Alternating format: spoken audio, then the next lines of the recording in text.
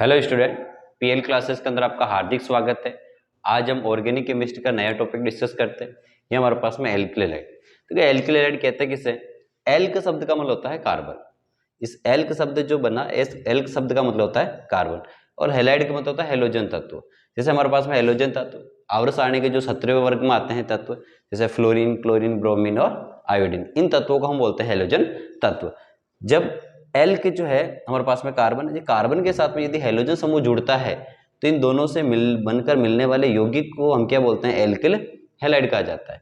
कि कार्बन को हम बोलते हैं एल्क, और यहाँ हैलाइड जो होता है उसको बोलता हूँ हेलोजन। मतलब कार्बन और हेलोजन से मिलकर बनने वाले यौगिक को हम बोलते हैं एल्किल हैलाइड। अब एल्किल हैलाइड जो होता है हमारे पास में, उसका वर्गीकरण में 3 प्रकार का होता है।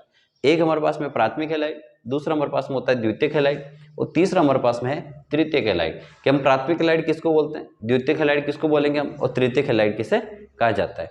देखो वर्गीकरण किस प्रकार किया जाता है। वर्गीकरण का मतलब होता है कि हेलोजन तत्व जो होता है हमारे पास में, हैलाइड समूह जो होता है जिस कार्बन से सीधा जुड़ता है, उसके आधार पर उसका वर्गीकरण किया जाता है।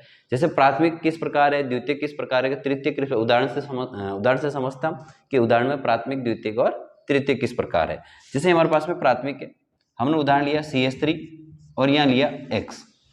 देखो कार्बन है ये, इस कार्बन से सीधा ये हेलोजन जुड़ा हुआ है।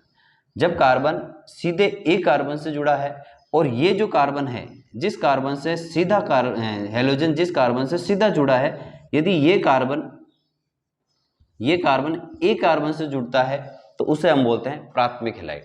ये हेलोजन जुड़ा है और ये हेलोजन सीधा इस कार्बन से जुड़ा हुआ है। ध्यान रखना, इसको समझना कि ये हेलोजन है आपके पास में, हैलाइड समूह है।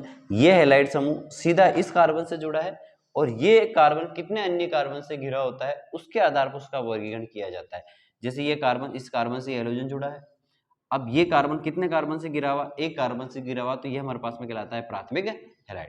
जैसे हमारे पास में द्वितीयक हैलाइड, तो द्वितीयक हैलाइड के लिए जैसे उदाहरण लिया हमने CH3 CH यदि हेलोजन तत्व इस कार्बन से जुड़ा है, हेलोजन तत्व इस कार्बन से जुड़ा है, तो हेलोजन तत्व इस कार्बन से जुड़ा, ये कितने कार्बन से घिरा हुआ है? देखो इस साइड से एक कार्बन है और इस साइड से एक कार्बन है, तो कितने कार्बन से घिरा हुआ? 2 कार्बन से घिरा हुआ, तो इसको हम बोलते हैं द्वितीयक हैलाइड। तृतीयक हैलाइड किसको कहा जाता है? CH3 ये आ गया हमारे पास में CH3।